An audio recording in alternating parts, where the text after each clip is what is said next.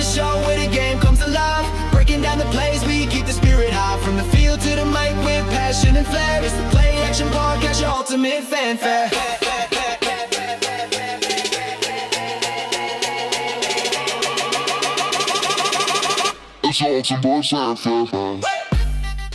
Welcome to this week's episode of the Play Action Podcast. We got Brandon here and we got my boy Colin. What's up, bro? What's going on, man? We got a interesting day today. We're going to start with a segment called Stop the Cap because our Dallas Cowboys, Jerry Jones, still talking about not paying Michael Parsons because he bought Dallas Cowboys back in the day with a handshake. Stop the cap. Thank you. I mean, yeah, you bought cars back in the day with a handshake. You made business deals with a handshake, but today it's called contract negotiation. And if you have an agent, you've got to use that agent. And when Jerry said, this is what kills me. Jerry's like, well, we want to sign him to a contract, but he's got to want the contract. But right now there's a contract in place because Mike is under contract. But hey, whatever. And so he's kind of like dismissing that, okay, he's a contract in place. He should be here playing. Ezekiel Elliott was under contract in 2023 when Dallas Cowboys released him while still under contract. In other words, not honoring the contract that they signed with a player. And this one thing that pisses me off more than anything when owners talk about contracts. Hey, I signed to a contract, you need to show up and play. Well, if you honor your contracts, players will play for the contracts. But if I know you're not going to honor my contract, if I know I've got a 4-year contract, I got 2 years, I have guaranteed money, the other 2 years you can cut me without any type of problems outside of a dead cap hit money hit, then what's my motivation to constantly want to get better? I mean, yeah, pride, but I'll tell you this much. Americans are not going to work today for pride. They're going to work because they need to feed their families. And that's all these players are trying to do, granted on a grander scale, but their employers are much richer than my employer, okay? So Micah, ask your money. Zeke, you should go get your money. Brandon, talk to me about it. Come on, this is crazy. This is age old. Baseball players, their money is all guaranteed. NFL players, it's totally different. It's a totally different situation. It's here or there. You get hurt, they can cut you. That money is gone. So please stop the cap, Jerry. We know back in the day you could do things like that with a handshake and a smile between gentlemen. But these days, everything has to be in black and white. It has to be on paper.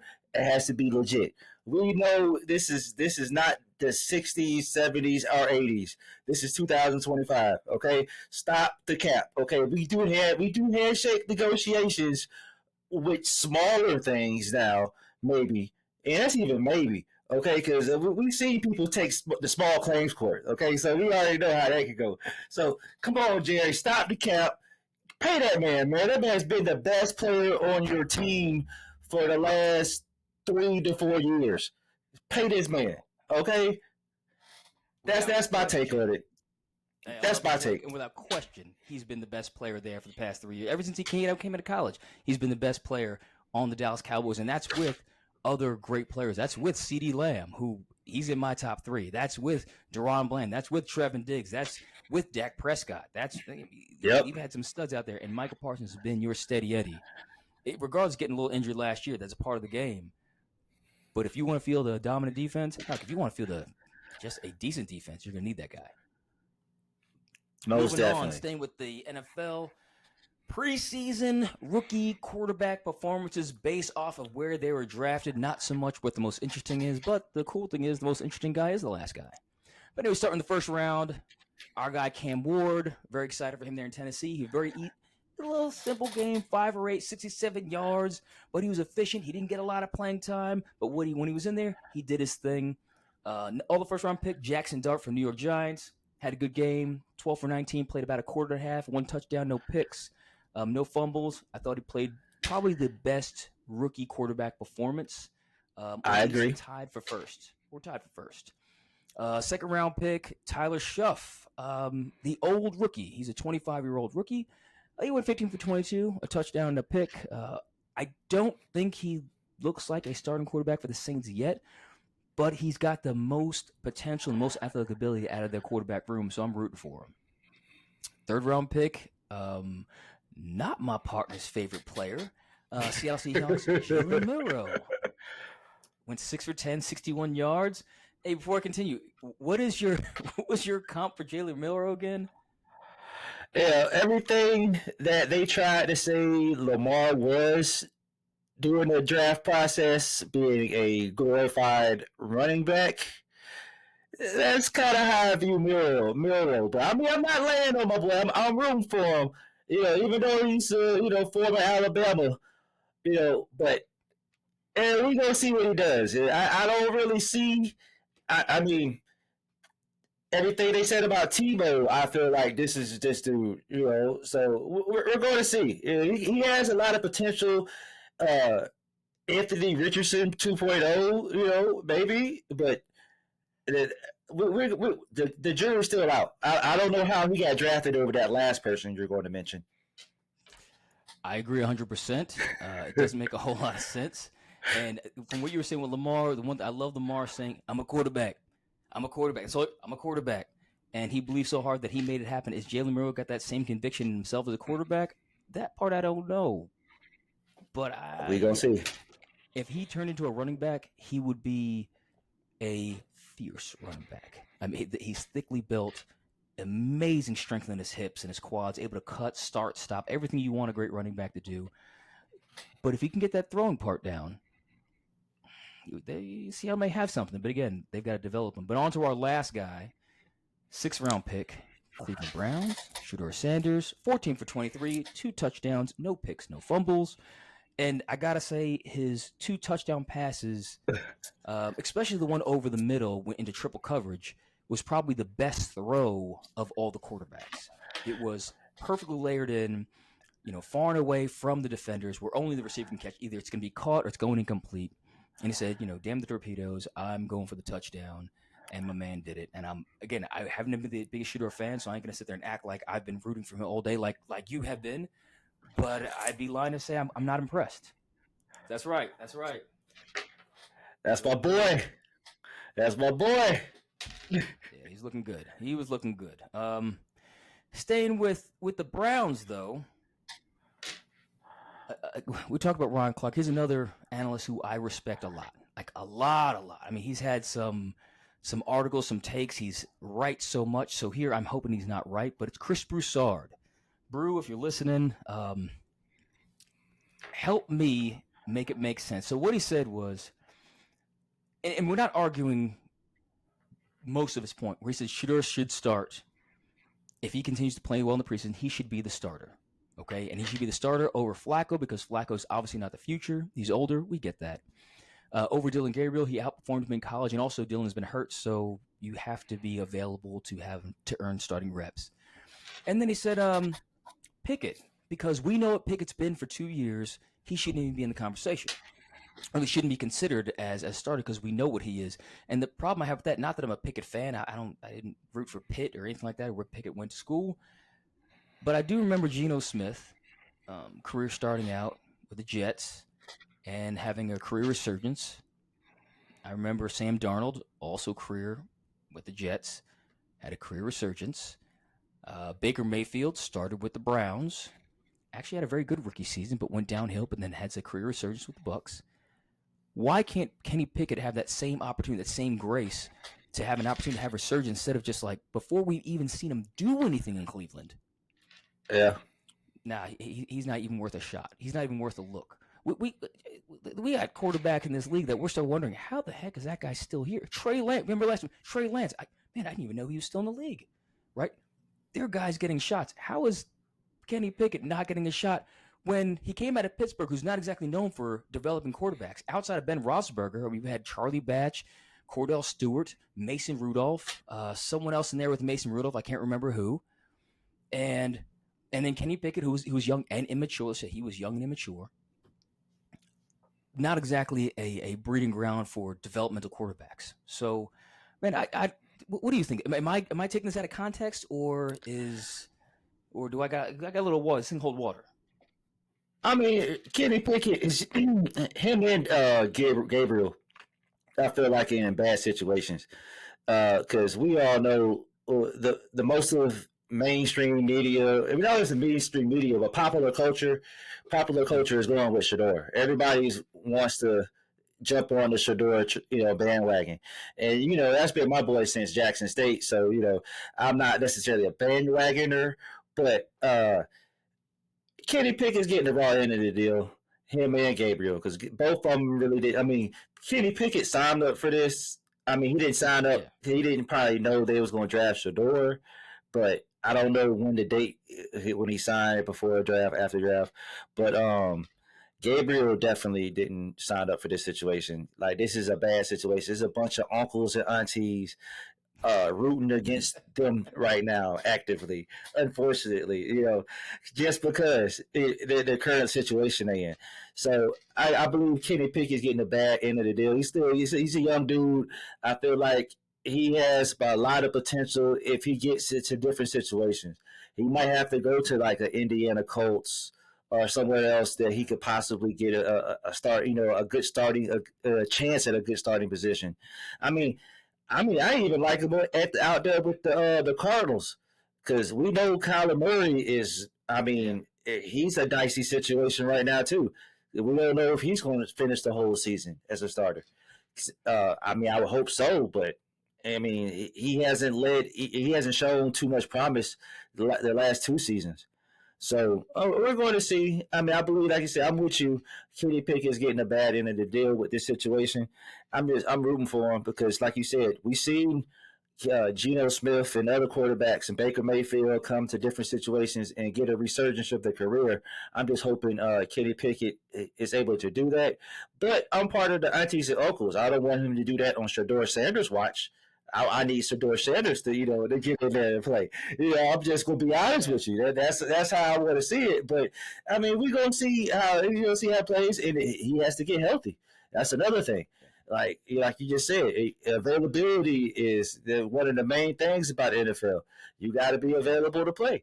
So it's a wait and see situation. This first week one is week one of the preseason, so we're gonna see.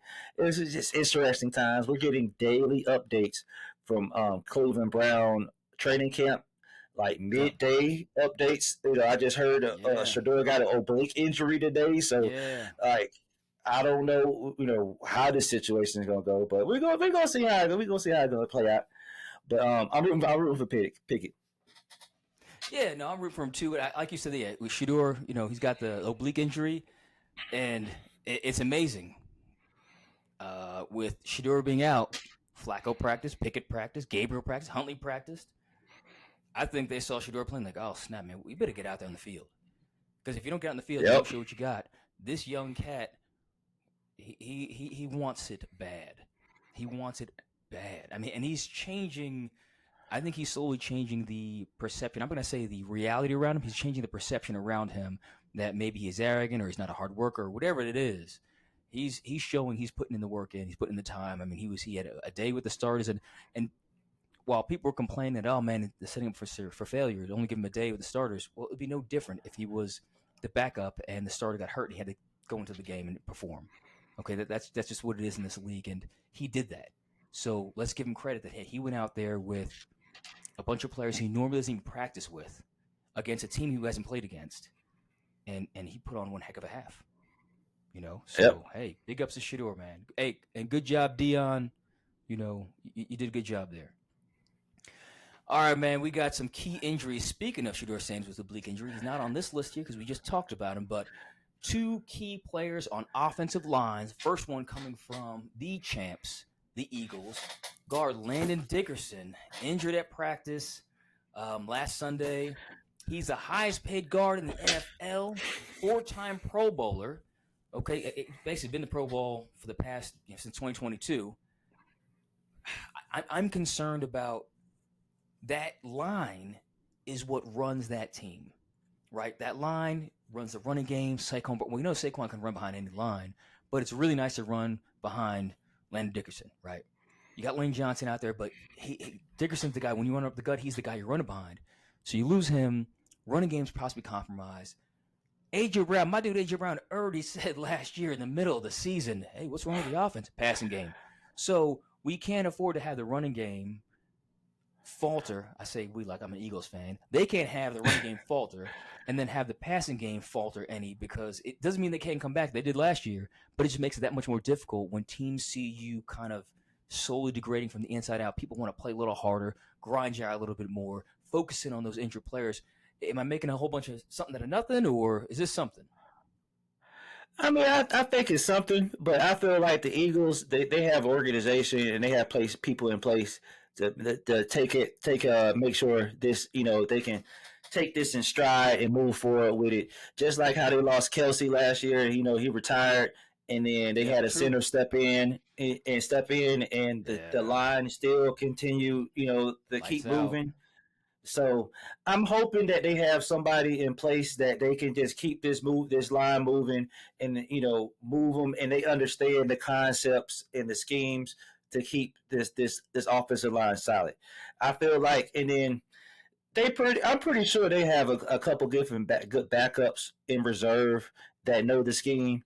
So I feel like the Eagles, and they should be fine.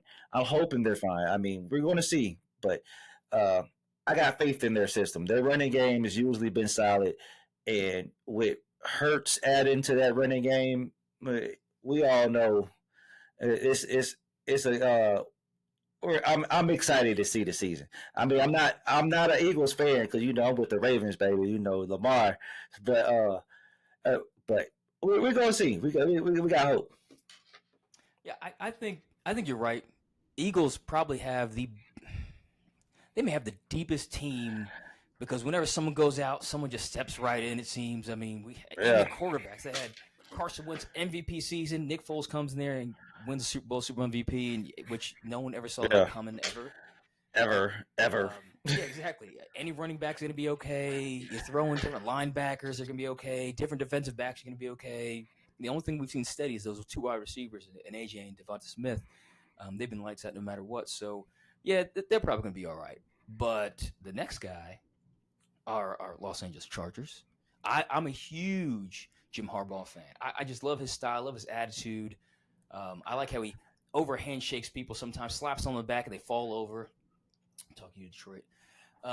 So Rashawn Slater just went down with a knee injury, injured reserve. Okay, he's out for the year. Well, he's out until I think week 8, and then they can probably start bringing him back. But Joe Alt, their first round pick, 5th overall last year, is going to be taken over from the right side to the left side. Now, Coach Harbaugh changed this offense from a passing offense with Herbert to now a rushing offense, which is what he ran in Michigan, and it's a very effective offense, especially when you don't want to put too much pressure on your quarterback. And they were more successful this way. I mean, they went to the playoffs. You Yep. lose a key component like Rashawn Slater. How is that going to impact his ability to run the ball? And is it going to force Justin Herbert to now throw the ball? And we've already seen what happens when he's got to throw the ball a lot. It's not that bad things happen. It's just that the wins don't come with it. I think Herbert plays well on his own, but it's not enough to win apparently. And so when they switch to the running attack and added something to the defense, I think they doubled their win total. So I don't know if the Chargers are even going to make. I don't even know if the Chargers are going to make the playoffs now because I think Rashawn Slater is that big of a piece. I definitely agree. Definitely agree. I'm a big Jim Harbaugh fan as well. He brought back the fullback last year. That he brought back that position. So hard nosed Yeah. football. Smash mouth football. So I appreciate that. But unlike the like we just mentioned, the Eagles, that guard position is a lot easier to like interchange. That tackle position, especially that left tackle position, that's one of the key positions in football. You got to be able to protect. Is Hibbert left hand or right hand? I think he's right-handed. Yeah, so you got to be able to protect his backside, his blind side. Yep. That's very important.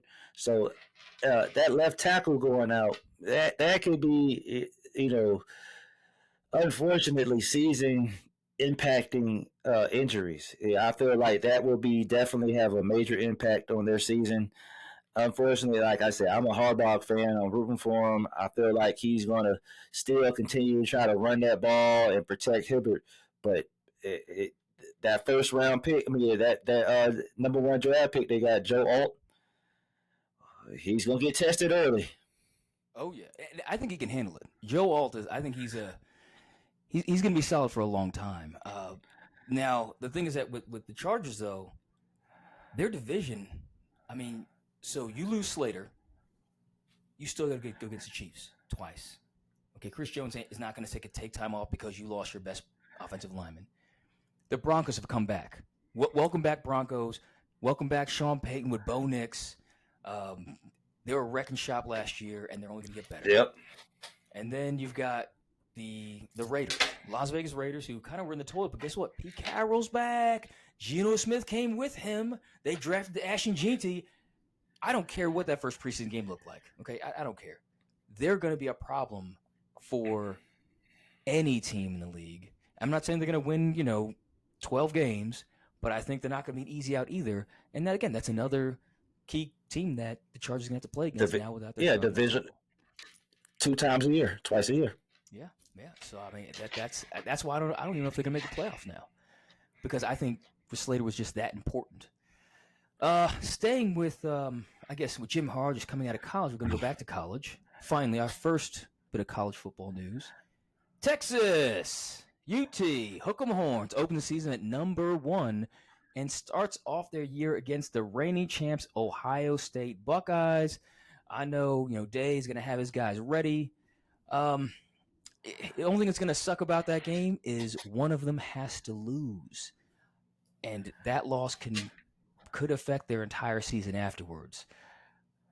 But I'm not upset about that. I'm upset with my favorite quarterbacks. Well, all right, one of my favorite quarterbacks' dad, and that is Archie Manning, talking about his grandson Arch, Cooper's son.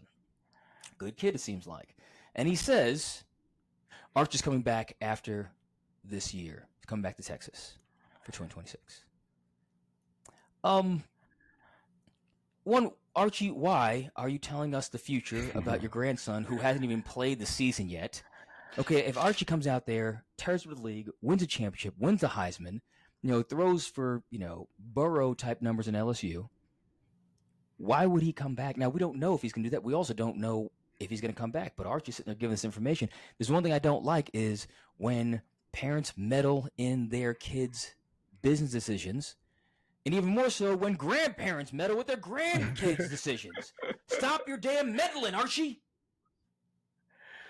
Well, I'm a big Manning family fan, big fan. So, I kind of see it on the other side of things. They already got money. They already got generational money. Yeah. So they don't necessarily need the NFL money right away. And then on top of that, they got the NIL money, which Archie Manning has been in the top 5 since he stepped foot on campus. So, he's already, financially set. He will never get these years back in college. We know the NFL is waiting for him. We know he's going to have a good time in the NFL if he plays well and he does his part. But the amount of fun, because I remember my college days, and I wouldn't replace those for anything. I wouldn't give those back for anything in the world. So I could only imagine how much fun Arch Manning is having on University of Texas campus right now. So, bro, if he wants to come back next year and his granddaddy's hey, bro, go back next year. I don't care what you do this year. Yeah, I'm all for it. Archie Manning is already directed where Eli Manning went already. So in pro football, so it kind of falls in line with their family history. Like you said, he meddles and he meddles hard. Okay, so that's just the Manning way. That's how they do it. But speaking of that matchup, Texas, Ohio State, noon. First day of college football. Then after that, we got Florida State, Alabama. That's going to be a good one. I know I'm not necessarily I'm from Florida, so I'm a University of Miami fan, and I like Florida State as well. They're like the little brothers, but I'm more so leaning towards University of Miami. But that's a big matchup. Florida State and Alabama, and then wrapping up that 7:30 game, LSU Clemson. That's going to Yeah. be an electric day for college football. So I'm happy for Yeah. that day. It's going to be an exciting day. But I'm best time of the year right now. Okay, best time of the year. Football season started. I thank y'all for coming, man. I appreciate y'all for tuning in this week. Look, football season is upon us. You're gonna be hearing Yes, from us a Lord. lot more, a lot more. So don't forget to like, follow, subscribe, comment, all that stuff. So let us know if you want some topics you want us to talk about, bring up. Let us know in the comment section. I appreciate y'all for coming. I see y'all next week. Deuce.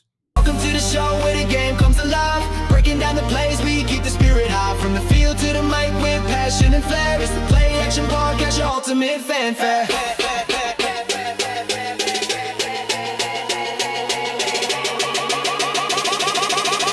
It's all to boys and